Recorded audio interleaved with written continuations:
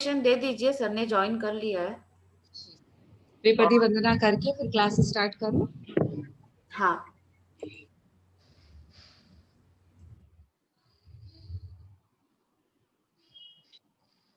आप सभी को सादर जय जिनेन्द्र। क्लास की शुरुआत त्रिपदी वंदना के साथ करते हैं। वंदे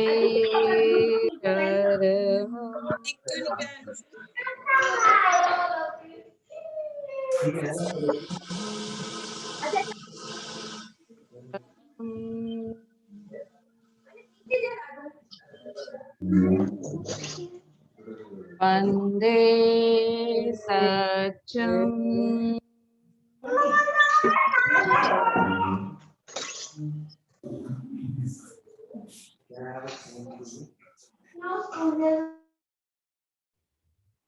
संप्रति श्वासपेक्षा।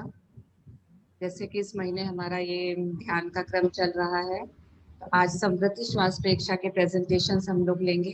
उससे पहले मैं एक थोड़ा सा आप लोगों से रिक्वेस्ट करना चाहती हूँ कि जो भी प्रेजेंटेशन आगे से अपना नाम दें, तो प्लीज अपने वीडियोस टाइम से जो भी कंसर्न नंबर रहते हैं हम लोगों को देने के लिए, करेक्शन के लिए टाइम से भेजिए अपने, क्योंकि लेट वीडियो आने के बाद उनके करेक्शंस होते हैं, फिर आप वापस वीडियो अपना भेजते हैं, तो थोड़ा सा वो हो जाता है। टाइम से आप अपना दीजिए और तभी अपना नाम दें जब आप फ्री हो, अदरवाइज आप नेक्स्ट क्लास में अपना चांस ले सकते हैं, कोई प्रॉब्लम नहीं है। तो आज के प्रेजेंटेशन स्टार्ट करते हैं। सबसे पहले आज हम लेंगे संप्रति श्वास प्रेक्षा की प्रक्रिया। भावना जी नाहटा सूरत से हैं, ये आज अपना प्रेजेंटेशन देंगी। प्रक्रिया। भावना जी, आर यू रेडी? ठीक, स्टार्ट करो। आराध्य देव के चरणों में वंदन। माननीय मोदी सर, सारे प्रशिक्षक गण व लेवल 2 के सभी साधकों को मेरा जय जिनेन्द्र। दीर्घ श्वास में हम श्वास की गति को परिवर्तन करते हैं और समवृत्ति श्वास प्रेक्षा में हम श्वास की दिशा को बदला जाता है। पिछली क्लास में हमने दीर्घ श्वास के बारे में जाना, आज हम समवृत्ति श्वास प्रेक्षा की प्रक्रिया के बारे में जानेंगे। समवृत्ति श्वास प्रेक्षा, पहले हम ध्यान की पूर्व तैयारी करते हैं, उसके पश्चात हम कायस्वर करके शरीर को स्थिर व शिथिल करते हैं। फिर दूसरे चरण में हम अंतर यात्रा करते हैं व तीसरे चरण में हम समवृत्ति श्वास प्रेक्षा का प्रयोग करते हैं। समवृत्ति श्वास प्रेक्षा में श्वास मंद, लंबा, लयबद्ध और समताल किया जाता है। जितना समय पहली बारी श्वास लेने व छोड़ने में लगे, उतना ही समय प्रत्येक श्वास लेने व छोड़ने में लगे। समवृत्ति श्वास प्रेक्षा में हम पहले बाएं नथुने से ही क्यों श्वास लेते हैं? क्योंकि हमारा बाया स्वर यानी लेफ्ट स्वर वो चंद्र स्वर होता है, जो हमको शीतलता देता है, और राइट स्वर वो सूर्य स्वर होता है, यानी वो हमको उष्मा देता है। और जब दोनों स्वर साथ में चलते हैं तो वो सुषुम्ना स्वर कहलाते हैं। समर के सीजन में हम लेफ्ट स्वर का यूज करते हैं ताकि हमें शीतलता मिले, और विंटर में हम राइट स्वर का यूज करते हैं ताकि हमारे शरीर में उष्मा मिले। समवृत्ति श्वास प्रेक्षा में हम पहले बाएं नथुने से श्वास लेकर उसे दाएं नथुने से छोड़ते हैं, पुनः दाएं नथुने से श्वास लेकर उसे बाएं नथुने से छोड़ते हैं। शुरुआत में हम प्रणव मुद्रा का प्रयोग करें, यानी अंगूठा व रिंग फिंगर। बाद में जब अभ्यास गहरा हो जाए तो हम ऐसा संकल्प शक्ति द्वारा भी कर सकते हैं। चित्त को श्वास के साथ जोड़े। चित्त श्वास भीतर तो चित्त भीतर, श्वास बाहर तो चित्त बाहर। जैसे मानो दो मित्र साथ साथ में चल रहे हैं, आगे पीछे ना हो, दोनों की यात्रा एक साथ चले, वह निरंतर श्वास के प्रति जागरूक रहे। दूसरे चरण में हम कुंभक का प्रयोग करें। कुंभक यानी श्वास संयम या श्वास को रोकना। कुंभक 3 तरह के होते हैं, अंतर कुंभक, बाह्य कुंभक व सहज कुंभक। अंतर कुंभक में हम श्वास को भीतर रोकते हैं, बाह्य कुंभक में हम श्वास को बाहर रोकते हैं, व सहज कुंभक में हम क्षमता अनुसार अचानक श्वास को क्षमतानुसार रोकना। बाएं नथुने से श्वास लेकर भीतर रोकें, फिर दाएं नथुने से श्वास छोड़ते हुए श्वास को बाहर रोकें। ऐसा शुरुआत में 1-2 सेकंड के लिए करें। यह प्रयोग जितनी देर सुविधा हो उतनी देर ही करें, जबरदस्ती ना करें। अंत में बाद में हम ज्योति केंद्र प्रेक्षा करें व अंत में समापन विधि से इस प्रयोग को संपन्न करें। ओम अरहम। ओम अरहम। भावना जी, सर प्लीज आप क्वेश्चन। भावना जी ने बहुत अच्छी प्रस्तुति दी। भावना जी से मेरा ये प्रश्न है कि जैसे किसी का नोस्टल ब्लॉक है ना, एक नोस्टल ब्लॉक है तो या दोनों ब्लॉक है, दोनों है तो क्या करें, कभी एक ब्लॉक है तो क्या करें, क्या ऐसा करें? सर हम जैसे अगर हमारा राइट नोस्ट्रल ब्लॉक है तो क्या हम उसको वापस उसी से श्वास लेके छोड़ने का प्रयत्न करें? समृद्धि तो नहीं सर। जब एक ब्लॉक होगा तो समृद्धि कैसे होगा? तो सर मतलब एक साइड में हम उसको फिंगर रख के दूसरे पहले से श्वास ले, जो ब्लॉक है उससे श्वास ले और छोड़ना करें। इसमें ऐसा करना चाहिए कि जो अपने नॉस्ट्रल्स को खोलने की जो विधि है वो हमको प्रयोग करना पड़ेगा। जैसे इसमें समृद्धि श्वास में लगे कि पूरे दोनों नथुने पूरी तरह से नहीं खुले हुए, तो उसमें फिर हम क्या कर सकते हैं, थोड़ा भस्त्रिका कर सकते हैं। थोड़ा भस्त्रिका का प्रयोग जैसे ही करते हैं, भस्त्रिका का प्रयोग करने से भी खुल जाता है। मान लीजिए कई बार क्या होता है, बहुत ज्यादा ब्लॉक हो जाता है, एक ही नथुना चलता है और कई देर तक चलता है। ऐसे में उपाय है कि जैसे राइट ब्लॉक हो गया है तो हम क्या करें, लेफ्ट करवट में सो जाएं तो राइट चालू हो जाता है। या फिर जैसे लेफ्ट कोनी को लगा के लेफ्ट करवट से सो जाए तो भी राइट, तो बहुत जल्दी से राइट चालू हो जाता है। जैसे लेफ्ट कोनी से लगाकर ऐसे सो गए लेफ्ट साइड से तो भी राइट चालू होता है।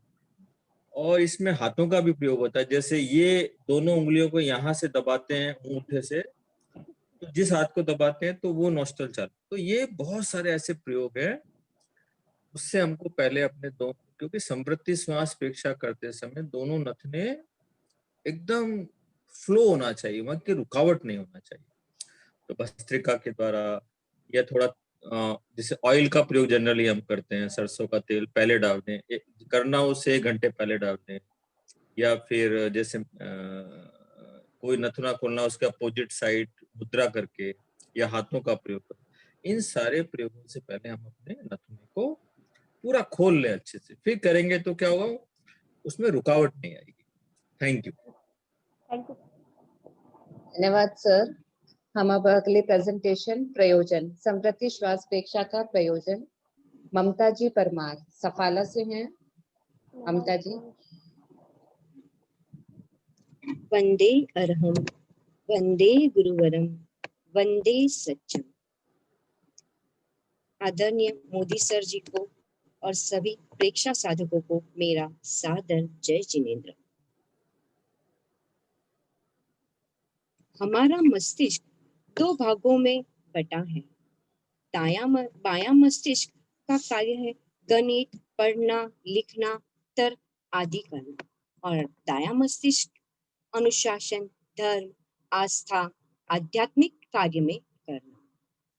जब हम दाएं नथुने से श्वास लेते हैं तब हमारा बायां मस्तिष्क सक्रिय होता है, और जब हम बाएं नथुने से श्वास लेते हैं तब हमारा दायां मस्तिष्क सक्रिय होता है। श्वास प्रेक्षा ज्ञाता दृष्टा भाव को विकसित करने का एक सक्षम उपाय है। हमारी चेतना का मूल धर्म है जानना और देखना। श्वास को देखना यानी दर्शन की बात पर आ जाना। यहाँ सोचना छूट जाता है और केवल देखना रह जाता है। देखना शुरू करते ही विचार और विकल्पों पर प्रहार होने लगता है। विकल्प, चिंतन, से हटकर अविकल्प और चिंतन पर कदम बढ़ने लग जाते हैं। जैसे अनुलोम विलोम में दाएं स्वर से श्वास लेकर बाएं स्वर से छोड़ते हैं और बाएं स्वर से श्वास लेकर दाएं की तरफ छोड़ते हैं। इस दौरान लगातार चित्त श्वास के साथ चलता है, उसकी प्रेक्षा करता है, उसको देखता है। यही समवृत्ति श्वास प्रेक्षा होती है। समवृत्ति श्वास प्रेक्षा एक मैत्री का प्रयोग है। हम इस बात प्रयोग कर रहे हैं, जो ठंडा है वह भी आवश्यक है और जो गर्म है वह भी आवश्यक है। ठंडा और गर्म यह दोनों आपस में विरोधी होते हुए भी दोनों शत्रु नहीं है और यह दोनों हमारे जीवन के लिए अत्यंत आवश्यक है।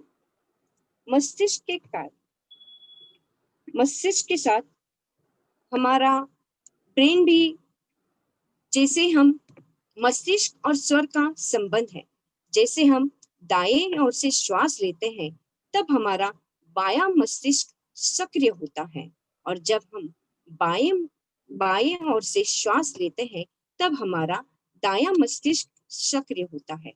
और कहते भी हैं कि जब हमें कोई कर्म प्रवृत्ति का कार्य करना होता है तब हमें सूर्य स्वर चले तब हमें कर्म प्रवृत्ति का कार्य करना चाहिए।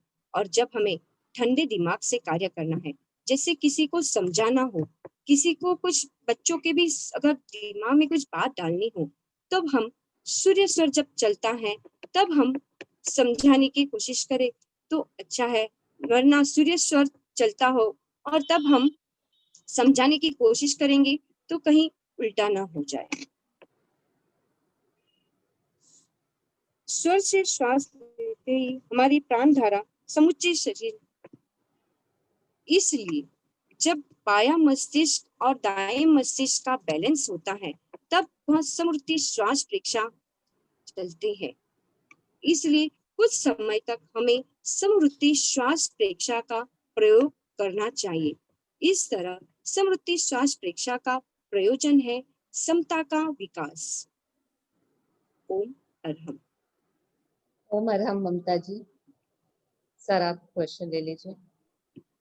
आपने कहा कि जैसे बाएं से श्वास लेंगे तो दायां मस्तिष्क जागृत होगा, दायां मस्तिष्क जागृत होगा तो क्या मिलेगा हमें?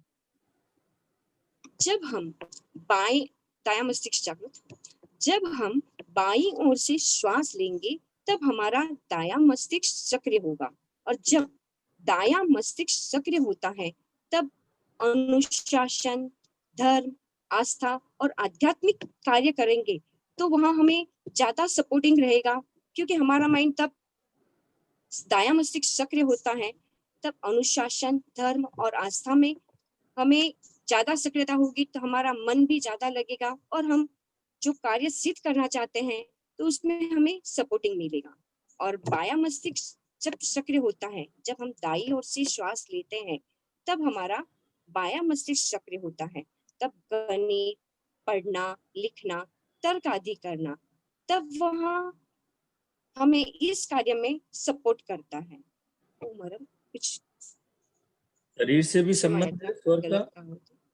बायां नथुना चलेगा तो शरीर का कौन से हिस्से पर प्रभाव पड़ेगा? जब बायां नथुना चलेगा तो जैसे मस्तिष्क का दायां खुला चलता है तो हमारे पूरे दाईं ओर का भाग पूरा संतुलित होगा। मतलब हमारी दोनों समवृत्ति श्वास प्रेक्षा में हम दोनों स्वर का बैलेंसिंग करते हैं ताकि हमारा पूरा शरीर बैलेंस हो। नहीं, तो दायां मस्तिष्क से दायां, यदि राइट स्वर चल रहा है, सूर्य स्वर चल रहा है तो शरीर के किस हिस्से में प्रभाव पड़ेगा? जिस साइड का मस्तिष्क सक्रिय होगा उसी साइड में हमारे शरीर पर प्रभाव गिरेगा। नहीं, ऐसा नहीं। मस्तिष्क में तो ये अपोजिट काम करता है, लेकिन बाकी शरीर में ये उसी साइड में काम करता है। जैसे यदि राइट स्वर चल रहा है तो तो हमारा लेफ्ट ब्रेन एक्टिव होगा, लेकिन शरीर कौन सा होगा? उसी साइड का। शरीर उसी साइड का होगा, ब्रेन अपोजिट साइड का होगा। ठीक है, नेक्स्ट लीजिए please. Thank you sir. Next presentation है, पार्टिसिपेंट है बेंगलोर से अनिल जी खटेर, आध्यात्मिक एस्पेक्ट। ओम आराम। जी अनिल जी। जी, समृद्धि श्वास प्रेक्षा। प्रेक्षा ध्यान का अंतिम लक्ष्य आत्म साक्षात्कार। समृद्धि श्वास प्रेक्षा ध्यान का एक टूल है या एक टेक्निक है जिससे हम हमारा जो अंतिम लक्ष्य है आत्म साक्षात्कार उसकी तरफ पहुंच सकते हैं। समृद्धि श्वास प्रेक्षा के आध्यात्मिक स्वरूप में सबसे पहले जो हम चर्चा करेंगे वह है सत्य की खोज। सत्य की खोज या नियमों का खोज, दोनों एक ही बात है। हमारे प्राकृतिक जगत में बहुत सारे नियम हैं, आध्यात्मिक जगत के भी अपने नियम हैं, शरीर स्वर के भी अपने अपने नियम हैं। प्राकृतिक जगत के नियम अर्थात जैसे दिन और रात, ये एक नियम है, एक चक्र के जैसे चलता रहता है। जीवन और मरण, ये भी एक चक्र के जैसे चलता रहता है, ये भी एक नियम है। वैसे ही स्वर के भी अपने अपने नियम हैं। स्वर शास्त्र के आधार पर सबसे पहले जो हम चर्चा करेंगे वो है सर्वोदय शास्त्र का जो नियम प्रदर्शित हुआ है, जो डेवलप हुआ है उस पर। सर्वोदय शास्त्र का रूल नियम यह है कि जैसी प्रवृत्ति है, जैसी प्रवृत्ति करनी है, उसके अनुरूप हमारा स्वर चलना चाहिए, या दूसरे शब्दों में कहें कि जैसा हमारा स्वर चल रहा है उसके अनुरूप ही हमको प्रवृत्ति करनी चाहिए। जैसे अगर बायां स्वर चल रहा है तो जो भी सौम्य काम है, शांति के काम है, वो उस वक्त करने चाहिए। अगर दायां स्वर चल रहा है तो कठोर वक्त काम जो है वो उस वक्त करना चाहिए। ये है सर्वोदय का नियम। इसमें और एक नियम है, जब दोनों स्वर चल रहे हैं, इसका अर्थ है कि हमारी सुषुम्ना नाड़ी में प्राण का प्रवाह प्रभावित हो गया है। उस वक्त वो जो समय है वो है समाधि का समय। तो उस समय हमें ज्यादातर ध्यान साधना तप उसका प्रयोग करना चाहिए। स्वर शास्त्र पर और एक कॉन्सेप्ट है जिसका नाम है हमारा मस्तिष्क का कॉन्सेप्ट। सर्वोदय शास्त्र पर एक बात और है कि लगभग सर्वोदय शास्त्र के अनुसार लगभग 2.5 घड़ी, 1 घड़ी 48 मिनट की होती है, लगभग 2.5 घड़ी में हमारा स्वर बदलता रहता है, बदलना चाहिए। ये उसका एक कॉन्सेप्ट है। आज प्राचीन लोगों ने ये कहा है कि हर 2.5 घड़ी के बाद में स्वर बदलते रहना चाहिए। वैज्ञानिकों ने भी यही कहा है कि हर 2.5 घंटों के बाद में स्वर बदलते रहना चाहिए। जो हमारा मस्तिष्क का कॉन्सेप्ट है, मस्तिष्क जो हमारा राइट हेमिस्फीयर और लेफ्ट हेमिस्फीयर है, ये दोनों हेमिस्फीयर पर भी वैज्ञानिकों ने बताया है कि हर 90 मिनट के बाद, मस्तिष्क का हर 90 मिनट के बाद में चेंज होते रहता है। अर्थ यह है कि 90 मिनट एक हेमिस्फीयर हमारा सक्रिय रहता है और अगले 90 मिनट दूसरा हेमिस्फीयर हमारा सक्रिय हो जाता है। यह है मस्तिष्क का कॉन्सेप्ट। और तीसरा कॉन्सेप्ट है हमारा ऋतु चक्र। ऋतु चक्र में ये कहा गया है कि जैसे मूड लोगों का बिगड़ते रहता है। मस्तिष्क चक्र, ऋतु चक्र अर्थ है कि जैसे साल में 6 ऋतु होती है, 6 सीजन्स होती है, वैसे ही एक व्यक्ति के जीवन के हर दिन में 6 ऋतु बदलती है। इनफैक्ट मूड, मनोदिशा जो हमारी है वो हर मिनट थोड़ी थोड़ी देर में बदलती रहती है। इसका कारण ये है कि हमारा जो राइट हेमिस्फीयर और लेफ्ट हेमिस्फीयर है, ये दोनों के बीच में संतुलन नहीं है। या तो राइट हेमिस्फीयर ही ज्यादा चल रहा है या लेफ्ट हेमिस्फीयर ही ज्यादा चल रहा है। तो इसके बीच में संतुलन नहीं है। और अगर हमको संतुलन बनाए रखना है तो हमें ये कोशिश भी करनी चाहिए कि हमारा जो लेफ्ट नॉस्ट्रिल है, अगर वो लंबे समय तक हम चला पाए तो हम कार्य में हमारी एकाग्रता बढ़ती रहेगी। तो ये है सारी बदलाव की प्रक्रिया। सत्य की प्रक्रिया हो, नियम, सत्य की खोज हो या नियमों की खोज हो, ये एक ही बात है। हमें करना क्या है, हमें यह करना है कि हम बदलने की प्रक्रिया को समझें कि ये बदला जा सकता है। अगर हमारा दायां मस्तिष्क और बायां मस्तिष्क दोनों बैलेंस हो, अगर हमारा स्वर बैलेंस हो, जैसा नियम है उसके अनुरूप अगर वो बैलेंस हो जाए तो हम बदल सकेंगे, हम अपने आप को बदल सकेंगे। और प्रेक्षा ध्यान का भी तो यही सूत्र है कि बदलना है, हम जैसा चल रहा है वैसा नहीं चलाना है, हमें बदलने की कोशिश करती रहनी चाहिए। इसका दूसरा कॉन्सेप्ट समृद्धि श्वास प्रेक्षा में जो है वो है समता का भाव। समता के भाव में जैसे जैसे हम समृद्धि श्वास प्रेक्षा करते हैं वैसे वैसे हमारा समता का जो भाव है वो विकसित होने लग जाता है, वो विकसित होता है। इसका तर्क ये है कि जब हम समृद्धि श्वास प्रेक्षा करते हैं तो जो कि हमारा दोनों हेमिस्फीयर बैलेंस हो जाते हैं, तो जैसे जैसे हम प्रयोग करते हैं वैसे वैसे हमारी प्रतिक्रिया जो है, प्रतिक्रिया के जो भाव है, जो प्रतिक्रिया हम करते रहते हैं, दिन भर प्रतिक्रिया जो करते रहते हैं, वो प्रतिक्रिया कम होने लग जाती है। और प्रतिक्रिया कम होने का अर्थ भी ये कह सकते हैं कि ये हमें हमारी कर्म निर्जरा का साधन है। हमारे कर्मों को का जो प्रकोप होता है उसको कम करेगा और हम आत्मा के नजदीक पहुंचते जाएंगे। समृद्धि श्वास प्रेक्षा से हमारी एकाग्रता भी बढ़ती है, क्योंकि हम एकाग्र रहते हैं और एकाग्र रहना हमारे जीवन का बहुत इम्पोर्टेंट लक्ष्य है। और हमारे आत्म साक्षात्कार का भी एक इम्पोर्टेंट लक्ष्य है कि हम एकाग्र हो रहे हैं, क्योंकि जब तक हम एकाग्र नहीं होंगे तब तक जो भी आवेग आएंगे, जो भी कषाय आएंगे, उसके प्रति अगर हम एकाग्र नहीं होंगे तब तक, जब तक हम उसके प्रति जागरूक नहीं हो पाएंगे तब तक हम उसको रोक नहीं पाएंगे।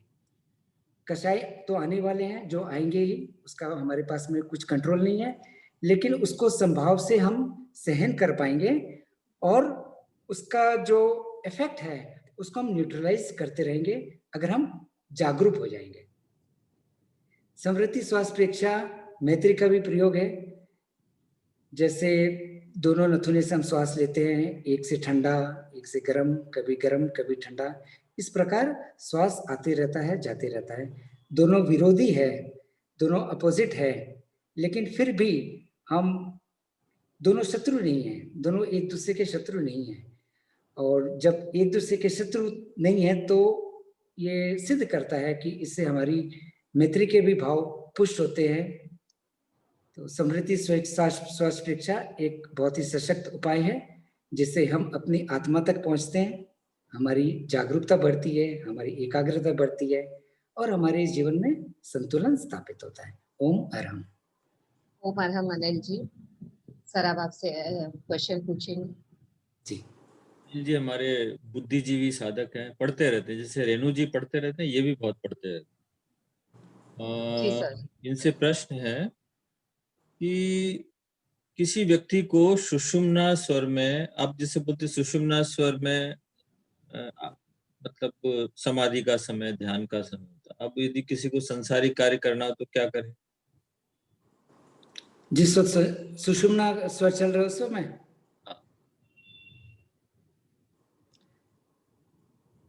सर, सुषुम्ना स्वर चल रहा है तो वो स्वाध्याय कर सकता है उस समय। सांसारिक कार्य तो कोई भी करना चाहे तो कोई भी कार्य कर सकता है, उसको उसमें कोई दिक्कत नहीं आनी चाहिए। अगर सांसारिक कार्य भी कोई कर रहा है, जैसे मुझे ऑफिस जाना है, तो उसमें भी अगर सुषुम्ना स्वर चल रहा है तो दिक्कत नहीं आनी चाहिए। अदरवाइज अगर कुछ डिसीजंस लेने हैं, स्ट्रॉन्ग डिसीजन लेना है, तो स्वर को बदल कर करें तो उसका प्रभाव ज्यादा बेटर रहेगा। इसका जवाब यही अपन दे सकते हैं कि सामान्यतः जो जागरूक नहीं है उनके लिए दिक्कत नहीं है, हाँ, उनको तो ध्यान भी नहीं है, पता भी नहीं कब सुषुम्ना चल रहा है। लेकिन जो जागरूक हैं, अलर्ट हैं, जिनको स्वर विज्ञान की जानकारी है, वो क्या करेंगे, यदि उनको लगता है कि दाएं स्वर वाला कार्य है और अभी सुषुम्ना चल रहा है और अभी करना ही जरूरी है, तो क्या करेंगे, राइट को शुरू कर देंगे। उनके पास ऐसी टेक्निक्स होती है कि वो राइट को शुरू करेंगे, थोड़ा बहुत उस पर कंसंट्रेट करेंगे, 1-2 मिनट 3 मिनट तक राइट पर कंसंट्रेट करेंगे और फिर राइट स्वर वाला कार्य शुरू करेंगे। तो जिस स्वर का काम हो उसको 2-3 मिनट के लिए एक टेक्निक से शुरू करें, फिर वो काम हम कर दें। दूसरा प्रश्न आपसे ये है कि आपने कहा कि समृद्धि श्वास सत्य की खोज का रास्ता, सत्य की खोज कैसे होगी समृद्धि से? सर जो भी सत्य है वो किसी न किसी नियम के आधार पर है। जैसे दिन और रात का एग्जांपल है, तो जैसे दिन है, दिन के बाद में रात आती है, तो ये एक चक्र के जैसे चलता रहता है।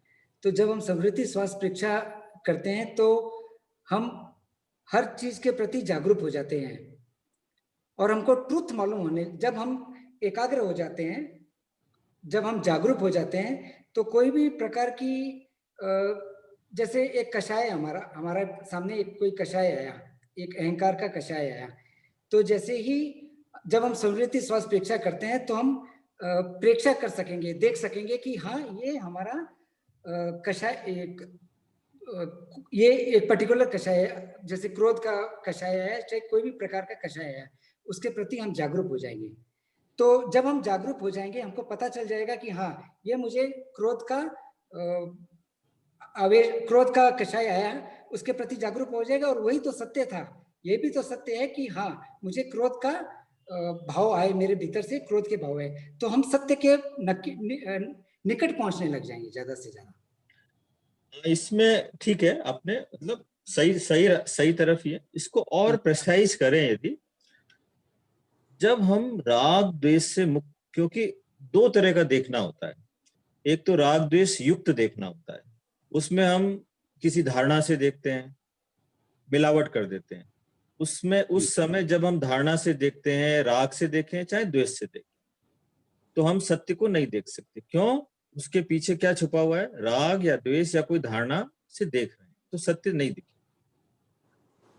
ये सारे ही ध्यान में एक ही बात आएगी, जब हम प्रेक्षा ध्यान किया हमने, जब हम राग द्वेष से मुक्त हैं, क्योंकि यथार्थ तभी देख सकते हैं जब हम राग द्वेष से मुक्त हैं, तो यथार्थ को देखना ही सत्य को देखना है।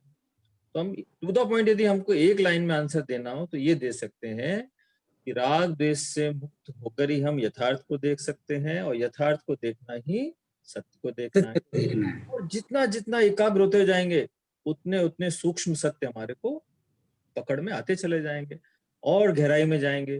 फिर हम मन से परे चले जाएंगे, फिर तो हम चेतना से ही देखने लग जाएंगे, फिर तो हम डायरेक्ट ही देखने लग जाएंगे। लेकिन यदि मानसिक स्तर पर भी बात करें तो इसमें दो बातें इंपॉर्टेंट है सत्य को देखने के लिए, गहरी एकाग्रता और राग द्वेष मुक्त की स्थिति। इसमें जितनी यथार्थ देख सकते हैं, इन दोनों जितनी जितनी गहराई बढ़ेगी उतना उतना हम यथार्थ के नजदीक पहुंचते जाएंगे। चलिए, thank you very much. Next please. Sir, अगले जो हमारे पार्टिसिपेंट हैं वो भी बेंगलोर से ही हैं, प्रिया जी खटे, वैज्ञानिक आधार। प्रिया जी। जय जिनेंद्र। जी प्रिया जी, स्टार्ट कीजिए प्लीज। इस मीटिंग में उपस्थित सभी को मेरा सादर जय जिनेंद्र। मेरा विषय है समृद्धि श्वास प्रेक्षा का वैज्ञानिक दृष्टिकोण। इसमें मेरा सबसे पहला पॉइंट है समृद्धि श्वास प्रेक्षा का प्रभाव हमारे नाड़ी तंत्र पर। नाड़ी तंत्र का एक विभाग है autonomic nervous system. Autonomic nervous system के दो भाग हैं, sympathetic nervous system and parasympathetic nervous system. ये दोनों सिस्टम्स एक दूसरे के प्रतिपक्ष हैं, लेकिन जीवन में फिजिकल हेल्थ के लिए, मेंटल हेल्थ के लिए, इमोशनल हेल्थ के लिए ये अनिवार्य है कि सिंपैथेटिक और पैरासिम्पैथेटिक नर्वस सिस्टम एक बैलेंस्ड वे से फंक्शन करें। जब हम समवृत्ति श्वास प्रेक्षा का प्रयोग करते हैं उसमें हम ऑल्टरनेट ब्रीदिंग का प्रयोग करते हैं। एक नथुने से श्वास लेते हैं, दूसरे से छोड़ते हैं एंड वाइस वर्सा। जब हम लेफ्ट नथुने से श्वास लेते हैं तो हमारे ब्रेन का राइट हेमिस्फीयर एक्टिवेट होता है, सक्रिय होता है। और जब हम राइट नथुने से श्वास लेते हैं तो हमारे ब्रेन का लेफ्ट हेमिस्फीयर एक्टिवेट होता है। तो इस प्रकार वन आफ्टर द अदर जब दोनों हेमिस्फीयर्स एक्टिवेट होते हैं तो दोनों में एक बैलेंस बनता है।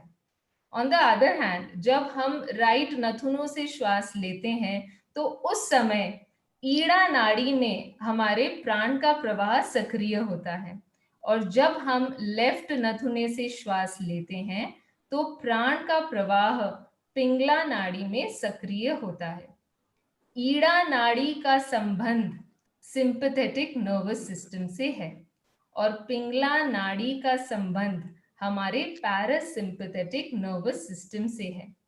जब हम साइंटिफिक व्यू से देखें, sympathetic works in flight and fight action और parasympathetic is rest and digest. तो अगर हम प्रवृत्ति कर रहे हैं तो निवृत्ति भी करना आवश्यक है, तभी ये दोनों सिस्टम्स बैलेंस होंगे। जब ये दोनों सिस्टम्स बैलेंस होंगे तभी हम समता का विकास कर पाएंगे। तो समवृत्ति श्वास प्रेक्षा के प्रयोग से सिंपैथेटिक और पैरासिम्पैथेटिक दोनों बैलेंस होते हैं और समता का विकास होता है। दूसरा पॉइंट, द इफेक्ट ऑफ समवृत्ति श्वास प्रेक्षा ऑन द रेस्पिरेटरी सिस्टम, इसका प्रभाव हमारे श्वसन तंत्र पे। अब जब हम समवृत्ति श्वास प्रेक्षा का प्रयोग करते हैं तो इसमें दो इंपॉर्टेंट चीजें हैं। पहला है डीप एंड लॉन्ग ब्रीदिंग और दूसरा है कुंभक का प्रयोग। तो जब हम डीप एंड लॉन्ग ब्रीदिंग करते हैं तो उस समय हमारे जो लंग्स की कैपेसिटी है उसको हम ऑप्टिमम यूटिलाइज कर सकते हैं। हमारे लंग्स की कैपेसिटी है 4 to 5 लीटर्स, और जब हम समवृत्ति श्वास प्रेक्षा का प्रयोग करते हैं, दीर्घ और लंबे श्वास का प्रयोग करते हैं, तो हम इस कैपेसिटी को फुल्ली यूटिलाइज कर सकते हैं। अदरवाइज सामान्यतः व्यक्ति केवल आधा लीटर से 1 लीटर तक का ही लंग का कैपेसिटी यूज कर सकता है। दूसरी जो चीज हम करते हैं वो है कुंभक का प्रयोग, आंतरिक कुंभक और बाह्य कुंभक का प्रयोग। जब हम आंतरिक कुंभक का प्रयोग करते हैं तो जो एक्सचेंज होता है गैसेस का, ऑक्सीजन सेल्स के द्वारा ले लिया जाता है और कार्बन डाइऑक्साइड सेल्स के द्वारा छोड़ दिया जाता है। तो कुंभक, आंतरिक कुंभक का जब प्रयोग होता है तो इस एक्सचेंज को ज्यादा समय मिलता है। और इसी प्रकार जब हम बाह्य कुंभक का प्रयोग करते हैं तो उस समय हमारी जो एफिशिएंसी है वो बढ़ती है। कैसे बढ़ती है? आई एम सॉरी, गलती हो गई। आंतरिक कुंभक के अंदर ही है, ऑक्सीजन ज्यादा से ज्यादा ले लिया जाता है सेल से और कार्बन डाइऑक्साइड ज्यादा से ज्यादा दे दिया जाता है आउट ऑफ द लंग्स। जब ऑक्सीजन ज्यादा लिया जाता है, ग्रहण किया जाता है सेल्स के द्वारा, तब एनर्जी ज्यादा बनाई जाती है सेल्स के द्वारा, because oxygen is the main component for the manufacturing of energy. और जब ज्यादा से ज्यादा कार्बन डाइऑक्साइड छोड़ दिया जाता है तो हमारे बॉडी में टॉक्सिन्स कम हो जाते हैं। तो हमारे शारीरिक स्वास्थ्य को ये और प्रमोट करता है, अच्छा हेल्थ बनता है हमारा। और तीसरा जो मेरा पॉइंट है वो है इफेक्ट ऑफ समवृत्ति श्वास प्रेक्षा ऑन द ब्रेन। हमारे ब्रेन में न्यूरल कंट्रोल सेंटर्स होते हैं, रेस्पिरेटरी पॉइंट्स होते हैं जो हमारे ब्रीदिंग को कंट्रोल करते हैं। तो जब हम समवृत्ति श्वास प्रेक्षा का प्रयोग करते हैं तो ये न्यूरल पॉइंट्स, ये रेस्पिरेटरी पॉइंट्स कंडीशन होते हैं और इनकी एफिशिएंसी बढ़ती है। इससे हमारी एकाग्रता का विकास होता है, एक चीज। और दूसरा है हमारे जो कषाय हैं या एंगर है, एंजाइटी है, ये सब कम होता है। ओम अरहम। ओम अरहम प्रिया जी, बहुत ही सुंदर प्रस्तुति। बाकी तो सर बताएंगे। अब से मैं एक प्रश्न कर रहा हूँ, तब तक आप इड़ा का संबंध हमारे कौन से स्वर से है और कौन से नर्वस सिस्टम से, इसका जवाब मुझे आप दोबारा बताएंगे। उससे पहले प्रश्न है, जब तक आप सोचिए इसके बारे में, अंत्य कुंभक और बाह्य कुंभक, ये दो तरह के कुंभक होते हैं। अंत्य कुंभक में क्या हमको बेनिफिट है और विशेष, ये ऑक्सीजन की बात छोड़ दीजिए, और बाह्य कुंभक में हमारा क्या विशेष लाभ? आंतरिक कुंभक में शारीरिक स्वास्थ्य अच्छा होता है और बाह्य कुंभक में मानसिक और भावनात्मक स्वास्थ्य अच्छा होता है। अब इड़ा और पिंगला का बताइए। इड़ा का संबंध हमारे कौन से स्वर से है, कौन से नर्वस सिस्टम से है? पिंगला का संबंध किससे है? लेफ्ट स्वर, राइट स्वर से ईड़ा का संबंध है और सिंपैथेटिक नर्वस सिस्टम। ये तो मुझे ठीक नहीं लग रहा है, क्यों अनिल जी? अनिल जी हैं? हाँ क्या इनको ठीक बोला इन्होंने? हाँ, राइट स्वर जो है वो सिंपैथेटिक से संबंधित है। नहीं, अभी ये तो इससे बोल रहे हैं, इड़ा से बोल रहे हैं, सिंपैथेटिक का संबंध। यस सर, राइट स्वर, sympathetic, sympathetic and Ida. Pingala, right स्वर और पिंगला और सिंपैथेटिक। लेफ्ट और चंद्र स्वर जो है उसका संबंध हमारी इड़ा से है और पैरासिम्पैथेटिक। मुझे ऐसा ही ध्यान आ रहा है। नहीं सर, एक बार मैं फिर से चेक करती हूँ सर। चेक कर लीजिए एक बार, मुझे ऐसा ही ध्यान आ रहा है ना, एक बार चेक कर लीजिए तब तक, है ना? तब तक दूसरे पार्टिसिपेंट को लीजिए प्लीज, है ना? तब तक सर हम नेक्स्ट प्रेजेंटेशन ले लेंगे। जी जी। नेक्स्ट प्रेजेंटेशन परिणाम, समृद्धि श्वास प्रेक्षा का परिणाम। सुप्रिया जी श्याम सुखा चेन्नई से हैं। सुप्रिया जी। परम पूज्य गुरुदेव के पवन पावन चरणों में भाव भरा वंदन। आदरणीय मोदी सर, सभी को मेरा सादर जय जिनेंद्र। समृद्धि श्वास परीक्षा के परिणाम। अनुलोम विलोम के साथ श्वास परीक्षा का अभ्यास करना है। समृद्धि श्वास परीक्षा नाम के अनुरूप समृद्धि श्वास परीक्षा का अर्थ है हमारे होना, संतुलित होना। निष्पत्ति है हमारी प्राण का संतुलन होना, जिससे हमारा शरीर स्वस्थ, मन शांत और चित्त प्रसन्न रहता है। के द्वारा नाड़ी शोधन होता है, जिससे हमारी ईड़ा और पिंगला नाड़ियों में संतुलन स्थापित होता है। हम इन दोनों नाड़ी का संबंध सिंपैथेटिक और पैरासिम्पैथेटिक नर्वस सिस्टम से है। समृद्धि श्वास परीक्षा के द्वारा हमारे मस्तिष्क के दाएं और बाएं पटल में संतुलन स्थापित होता है। हमारा दायां भाग स्पिरिचुअल है और बायां भाग लॉजिकल है। इन दोनों में संतुलन स्थापित करने का अर्थ है हमारी दैनिक क्रियाओं में सफलता, शांति और सुख की प्राप्ति। समृद्धि श्वास परीक्षा के द्वारा दो विरोधी सह अस्तित्व का स्वीकार होता है। दो विरोधी होते हुए भी वे शत्रु नहीं है, यह मैत्री का प्रयोग है। जो ठंडा है वह भी आवश्यक है, जो गर्म भी है वह भी आवश्यक है। समृद्धि श्वास परीक्षा के द्वारा संकल्प शक्ति का विकास होता है। एक नथुनी से श्वास लेकर दूसरे नथुनी से श्वास बाहर निकाला जाता है और दूसरे से लेकर पहले नथुनी से बाहर निकाला जाता है। नियमित अभ्यास के द्वारा हम अपने सूर्य स्वर और चंद्र स्वर दोनों में परिवर्तन लाने में सफल हो सकते हैं। इसके द्वारा शरीर के तापमान को बनाए रखने के लिए भी यह बहुत उपयोगी है। श्वास परीक्षा के द्वारा जितने भी लाभ हमें प्राप्त होते हैं, वे सारे के सारे लाभ हमें समृद्धि श्वास परीक्षा के द्वारा प्राप्त होते हैं। जैसे ज्ञाता दृष्टा भाव का विकास।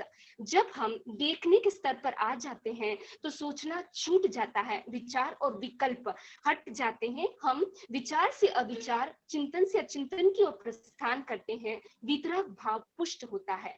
जब हमारा चित्त श्वास पर केंद्रित होता है तो नेचुरली हमारी श्वास की गति मंद होने लग जाती है। इससे मन की एकाग्रता बढ़ती है और चंचलता कम होती है।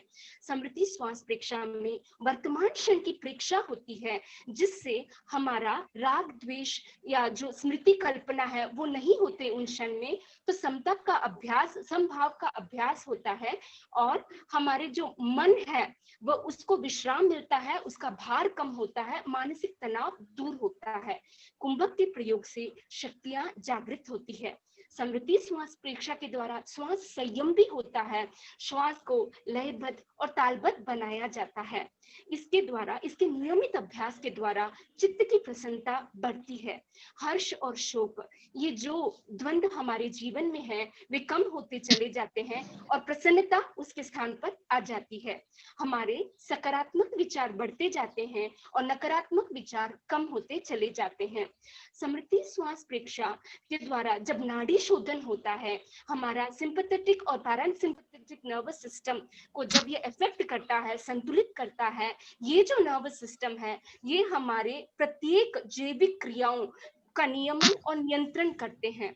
इसके द्वारा हमारे अनेक तंत्र प्रभावित होते हैं, जैसे रक्त संचार तंत्र, पाचन तंत्र, श्वसन तंत्र इत्यादि। इसके द्वारा हम अनेक प्रकार की बीमारियों से बच जाते हैं। कहते हैं नाड़ी शोधन के द्वारा 72 करोड़ 72 लाख 10,210 नाड़ियां परिशुद्ध होती है।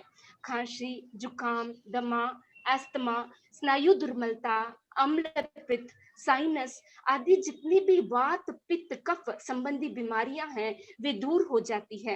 हृदय की धमनियों में आए हुए अवरोध 3 से 4 महीने के नियमित अभ्यास के द्वारा 30 से 40% तक कम हो जाते हैं। इस प्रकार समृद्धि श्वास प्रेक्षा के द्वारा हम अपनी चेतना की शक्ति, जागरूकता का उपयोग करते हुए अपने जीवन में रूपांतरण घटित कर सकते हैं। बोलने में कोई त्रुटि हो तो क्षमा याचना। अवसर के लिए आभार। ओम अरहम। ओम अरहम। सुप्रिया जी, सर अब आप ले लीजिए क्वेश्चन। तो इन लाभ में तो ज्यादा प्रश्न नहीं होते। चलिए, सबने बहुत अच्छा बोला और मुझे लगता है वो प्रिया जी ने बोला बहुत सुंदर था, लेकिन वो थोड़ा सा मुझे लगता है बताते समय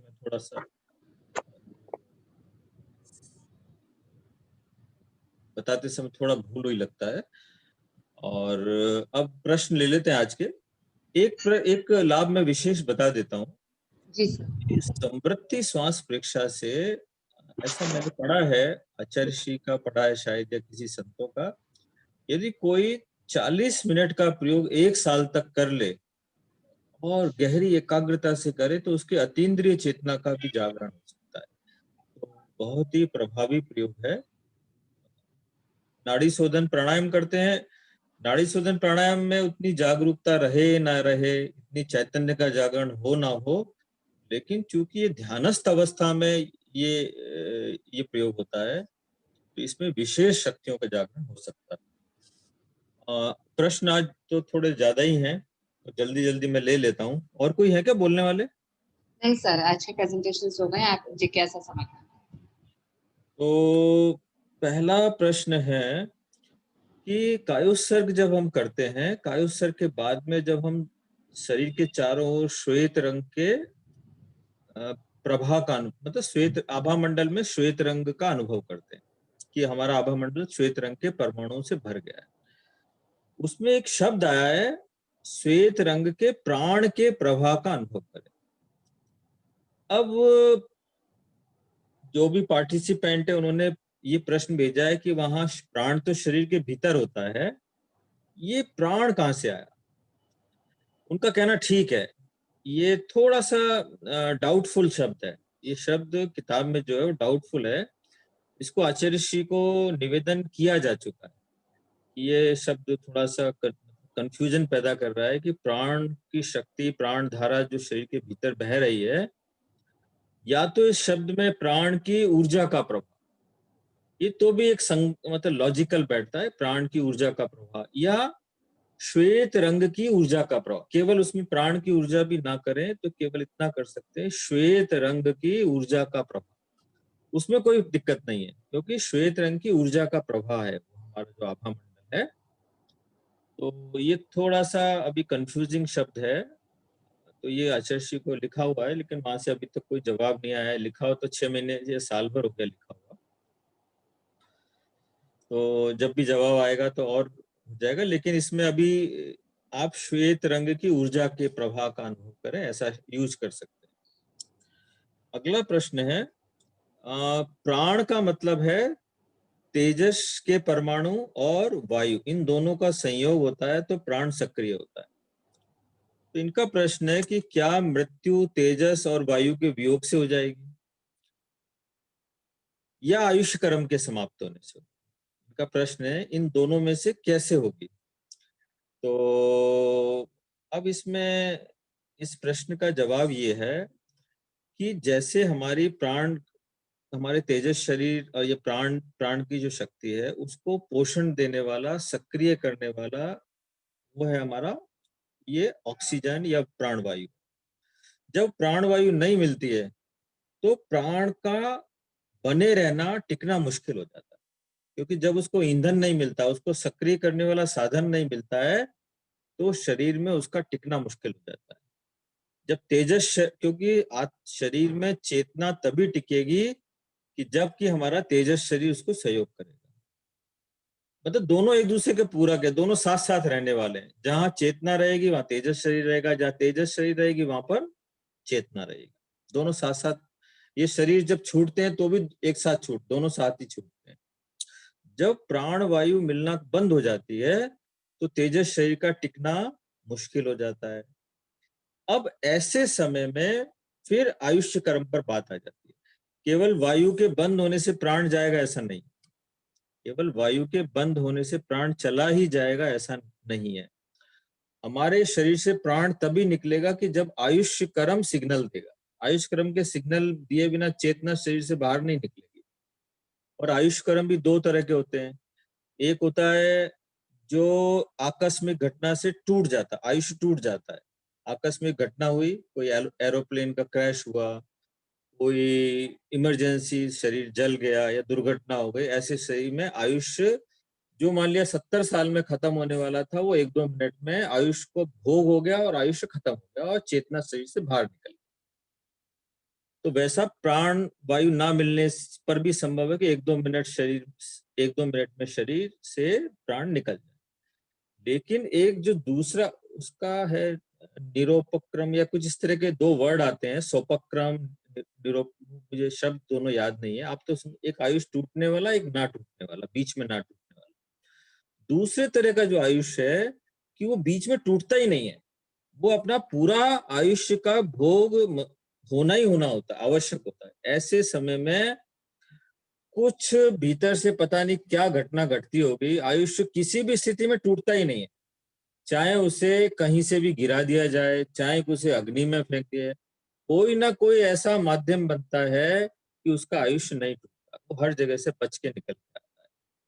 तो अब मान ले कि हमारे शरीर से प्राण का वियोग तभी होगा कि जब आयुष्य कर्म खत्म होगा। लेकिन ये सहयोगी है, प्राण मतलब शरीर में प्राण के बने रहने में वायु बहुत बड़ा सहयोगी है। ये ना बनने पर आकस्मिक स्थिति उत्पन्न होती है, फिर सारा रोल आयुष्य कर्म पर ट्रांसफर हो जाता है, सोपक्रम निरूपक्रम। तो अब पहला वायु का सहयोग नहीं मिला तो फिर आयुष कर्म पर बात आ जाएगी। आयुष कर्म फिर कौन सा आयुष कर्म है उस पर फिर निर्भर रहेगा कि चेतना और प्राण शरीर छोड़ेंगे कि नहीं छोड़ेंगे। अगला प्रश्न है, दीर्घ श्वास पेक्षा खड़े खड़े भी कर सकते हैं क्या? कर सकते हैं, और चूंकि खड़े खड़े ध्यान करना ज्यादा प्रभावी माना गया इसलिए खड़े खड़े भी कर सकते हैं, कोई दिक्कत नहीं। क्या ध्यान अध खुली आंखों से भी किया जा सकता है क्या? इसका तो मैंने शायद आज एक मैसेज भी शायद ट्रेनर्स ग्रुप में पोस्ट किया है कि बंद आंखों से भी ध्यान होता है, लेकिन कई लोगों को बंद आंख में ध्यान करने से तनाव पैदा हो जाता है। और खुली आंख से तनाव नहीं होता, लेकिन खुली आंख से सब दिखता है तो ध्यान नहीं होता, विचार भटकता है आदमी का। तो क्या करे? तीसरा रास्ता हुआ अध खुली आंख से ध्यान किया जाए। ना तो बंद है जिससे तनाव भी नहीं है, और अध खुली है तो बाहर का कुछ दिखाई भी नहीं दे रहा है।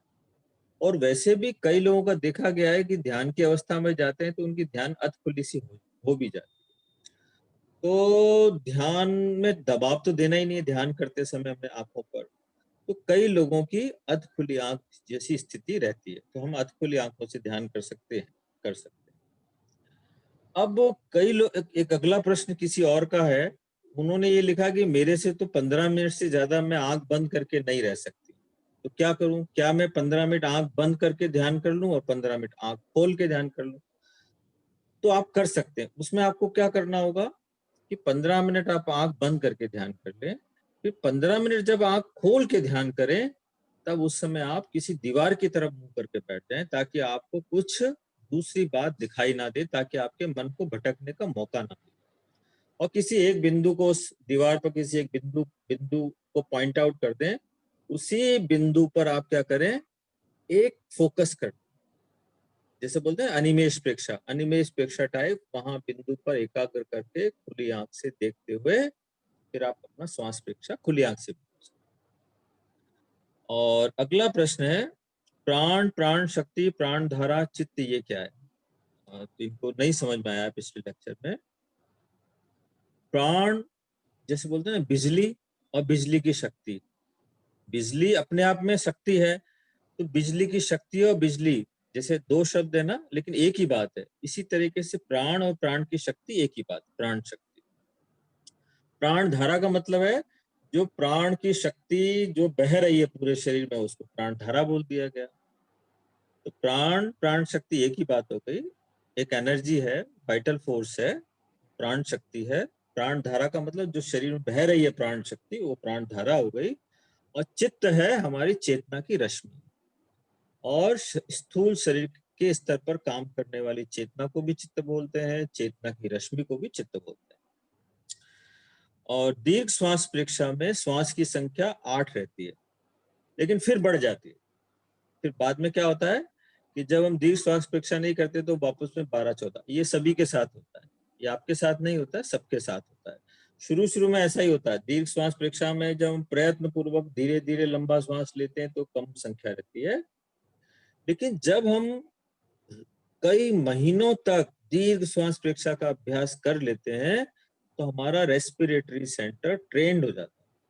उसके बाद में जब हम जागरूक नहीं है श्वास के प्रति, जब हमारा ऑटोनोमस नर्वस सिस्टम श्वास ले रहा है अपने आप में और हम श्वास के प्रति जागरूक नहीं है, तब भी वो जैसा हम दीर्घ श्वास प्रेक्षा के समय ले रहे थे वैसा ही वो श्वास लेने की कोशिश करता है। और वो 100% सफल ना हो तो 80-90% सफल होता है। धीरे धीरे श्वास की संख्या सहज रूप से भी घट जाती है।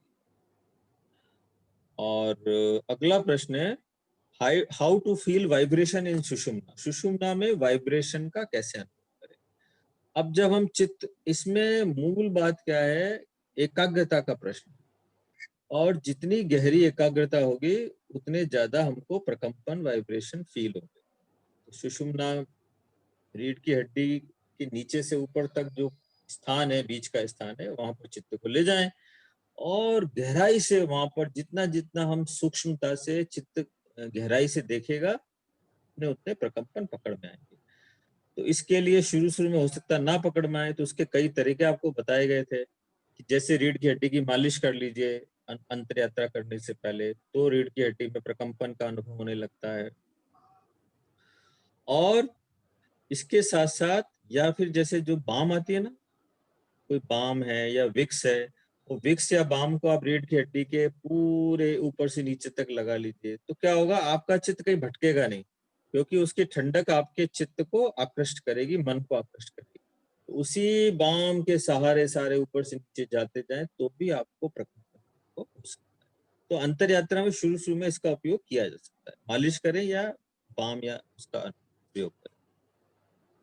बच्चे को अभी जो प्रश्न लिखे हुए आ रहे हैं मैं उन पर ध्यान नहीं दे रहा हूँ, रेणु जी या वंदना जी थोड़ा नोट कर लें, बाद में देखा जाएगा। जी सर। बच्चों को श्वास की समस्या, हाँ बच्चे को श्वास की समस्या रहती है, एक छोटा बच्चा है, तो क्या किया जाए, सो नहीं पाता, उसे पंप देना पड़ता है। देखिए क्या है, जिसको मान लिया आजकल तो क्या बचपन से ही शुगर रहने लगी 300-400, बचपन से ही अस्थमा होने लगा। अब ये कोई पुराना वेदनी कर्म पिछले जन्म से लेकर आया है बच्चा, या कोई बच्चे के कमी रह गई, नाम कर्म, गोत्र कर्म, ये सब नाम कर्म जिससे शरीर की रचना होती है उसमें कुछ कमी रहने से भी ऐसा संभव है, वेदनी कर्म के कारण भी है, या माँ के गर्भ में कुछ कमी रह गई, बहुत सारे कारण हो सकते हैं। अब उसके उपाय हाथ में, एक तो मेडिकेशन है, दूसरा प्राणायाम, जो डॉक्टर दवा दे रहा है वो सब करिए और प्राणायाम कराइए। सोते समय उस बच्चे को आप जो कुछ भी कराना चाहेंगे वो नहीं होगा, उसको 1 घंटा रोज यदि प्राणायाम के अलग अलग प्रयोग कराएंगे तो हो सकता है बच्चे की ब्रीदिंग कैपेसिटी बढ़े, लंबा श्वास लेना सीख जाए, ये प्रॉब्लम खत्म हो। तो सोते समय कुछ प्रयोग नहीं काम आएगा, इसमें काम क्या आएगा, 1 घंटे का प्राणायाम का प्रयोग बच्चे को रोज कराएगा। और एक प्रतिभा जी का प्रश्न है कि वो जब श्वास परीक्षा करते हैं तो जैसे ही श्वास परीक्षा करते करते नथनों के संधि स्थल पर चित्त को टिकाते हैं, चित्त वहां से हटकर नाभि पर चला जाता है अपने आप ही, और नाभि से जाकर भीतर भीतर सुषुम्ना से अंतर यात्रा करते हुए एक वर्तुल का आकार। अब क्या होता है कि जब चेतना, जब ध्यान थोड़ा सधने लग जाता है और स्थूल से सूक्ष्म की एंट्री शुरू होती है, तो ऐसी कई घटनाएं होती हैं। तो जो लोग भी ध्यान की गहराई में जाने को तैयार हो गए हैं तो उनके साथ में ये घटनाएं घटती हैं। तो अपने को करना क्या है, ध्यान का मूल तत्व क्या है, राग द्वेष से मुक्त होकर देखना। ऐसी घटनाएं आएंगी तो हम क्या करेंगे, राग द्वेष से मुक्त होकर देख लेंगे, जैसा हो रहा है ध्यान में होने दो, हम उसको ज्ञाता दृष्टा भाव से क्या कर लेंगे, देख लेंगे। हमारा ध्यान श्वास पर नहीं ज्ञाता दृष्टा भाव हो रहा, चित्त वहां जा रहा तो वहां जाके देख लो। अब कुछ सिग्नल है, भीतर का सिग्नल है, चेतना भीतर जाना चाहती है तो जाने दो उसे। हम एक ही बात का ध्यान रखें, ध्यान का मूल तत्व है राग द्वेष से मुक्त होकर देखना। अब आपकी चेतना चाहती है कि आप श्वास परीक्षा ना करके उसके साथ भीतर चले जाए, तो आप भीतर चले जाइए, बहुत अच्छा है, आपको भीतर ले जाना चाहती है। वहां पर भी जाकर करना क्या है, ना तो कोई कौतूहल करना है, ना कोई जिज्ञासा करनी है, ना ये सोचना है कि ये क्या हो रहा है, ज्ञाता दृष्टा भाव को बनाए रखना। फिर देखते हैं आगे क्या होता है। तो हमारा मूल लक्ष्य है ज्ञाता दृष्टा भाव का विकास, उस समय भी हम अपने ज्ञाता दृष्टा भाव को बनाए रखें। अगला प्रश्न है कि अब मैंने किसी संदर्भ में बोला कि परिवार के सदस्य भी कर्म निर्जरा में सहयोगी हो सकते हैं।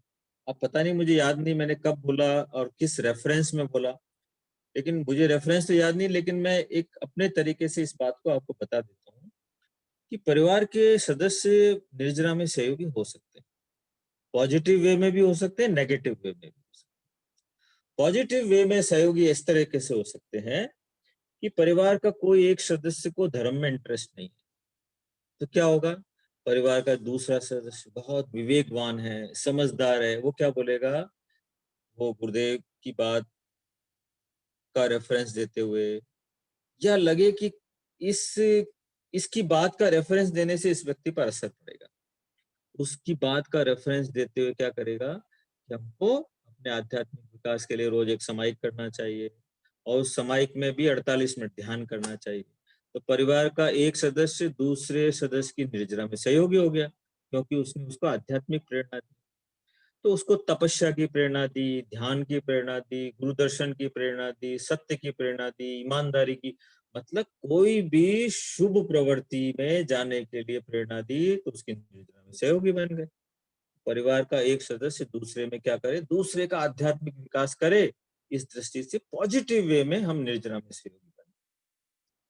अब नेगेटिव वे में ले कि परिवार में कोई एक सदस्य बहुत ज्यादा नेगेटिव है, क्रोधी है, रिएक्शन करने वाला है, तो दूसरा सदस्य जो विवेकवान है, ध्यानी, पेक्षा ध्यानी, वो क्या करे, शांत रहे, समता में रहे, प्रतिक्रिया ना करे, पॉजिटिव रेस्पॉन्स दे। तो अब बेचारा नेगेटिव करने वाला सहयोगी बन रहा है, निर्जरा में सहयोगी बन रहा है आपके, आप उसको प्रेरित नहीं कर रहे नेगेटिव में जाने के लिए, वो तो उसका स्वभाव है, लेकिन वो आपका तो सहयोगी बन गया ना। आपके कर्म को जल्दी काटने में सहयोगी बन रहा है।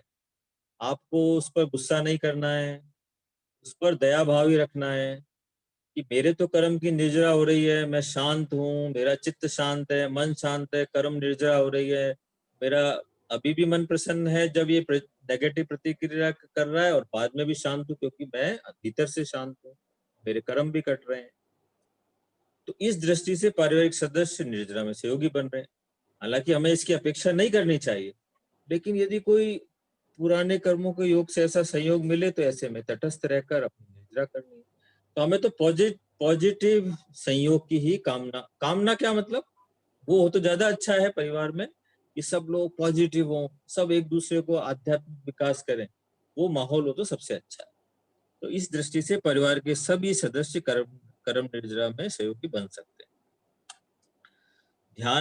ध्यान करते करते इनको अभी जो पिछले 2 महीने से ध्यान और कायोत्सर्ग कर रहे हैं, इनकी भूख और नींद दोनों कम हो गए, और लेकिन बहुत ज्यादा संतुष्ट भी हैं, पहले से ज्यादा संतुष्ट हैं, कि कम खाकर भी संतुष्ट हैं और कम नींद लेकर भी संतुष्ट हैं। इनका प्रश्न है क्या ऐसा ध्यान से होता है? बिल्कुल ऐसा होता है। ध्यान से नींद भी कम हो जाती है और भूख भी कम हो जाती है, और होना भी चाहिए। ध्यान करे और भूख कम ना हो, ऐसा तो हो नहीं सकता। नींद कम ना हो, ऐसा भी नहीं हो सकता। दोनों कम होते हैं और दोनों की कम होने के बावजूद भी संतुष्टि रहती है। अगला प्रश्न, लेटकर कायोत्सर्ग करने पर गर्दन थोड़ी टेढ़ी हो जाती है, तो हो जाने दीजिए, कोई बात नहीं। आप अपना ध्यान शरीर से हटा लीजिए। अब टेढ़ी हो गई या कुछ हो गई, वो उसने जैसा शरीर को करना था कर लिया। आप तो शरीर को ढीला छोड़ के कायोत्सर्ग में लीन हो जाइए और गहरे कायोत्सर्ग में अपने ज्ञाता दृष्टा स्वरूप का अनुभव, बस। सर स्वर के अपोजिट ब्रेन, हाँ, जो स्वर चलता है उसका अपोजिट ब्रेन चलता है। जैसे हमारा लेफ्ट स्वर चल रहा है तो राइट ब्रेन एक्टिव है, राइट चल रहा है तो लेफ्ट ब्रेन एक्टिव है, हेमिस्फीयर एक्टिव है। तो अब ये कहते हैं कि ये स्वर कब बदलता है?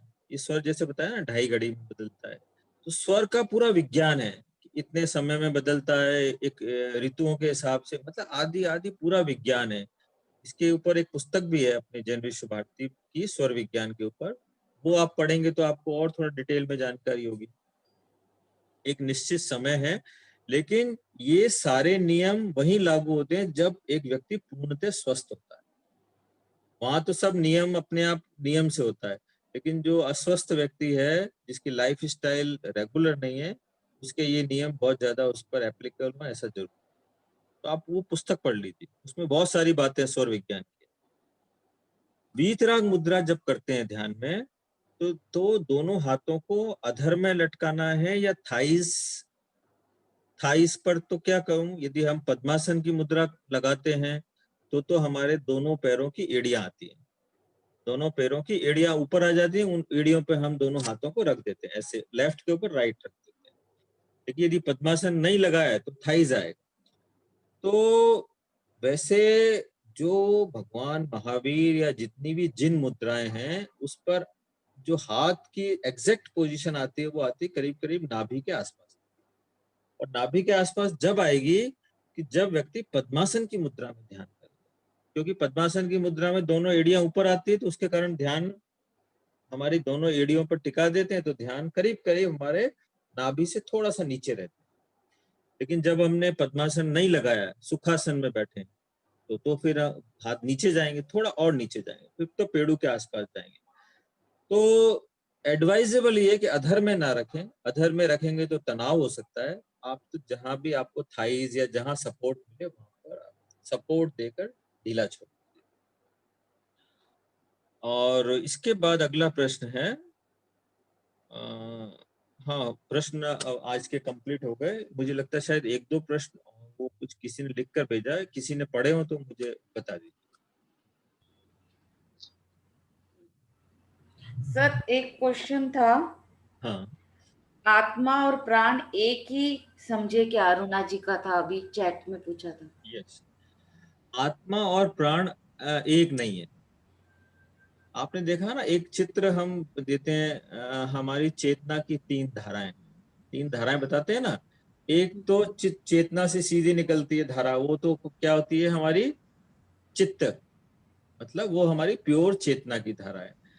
दूसरी धारा निकलती है जो चित्त चेतना से निकलती है, तेजस शरीर को स्पर्श करते हुए निकलती है, वो क्या हो गई हमारी प्राण धारा। उसमें क्या है, चेतना के साथ में तेजस शरीर की शक्ति का संयोग हो गया, वो तो क्या है हमारी प्राण धारा।